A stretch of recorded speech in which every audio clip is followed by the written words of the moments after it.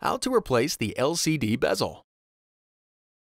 Before you begin, remove the base enclosure, battery, heatsink, display panel assembly, and hinge cover. Removal. Remove the 3 4mm P1 Phillips head screws that secure the LCD bezel to the display enclosure.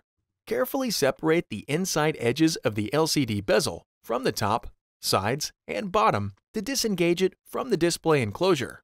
Important: the edges of the display bezel are held in place with adhesive.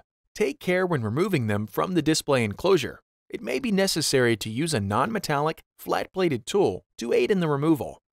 Lift the LCD bezel off the display enclosure and remove. Reverse this procedure to install the LCD bezel.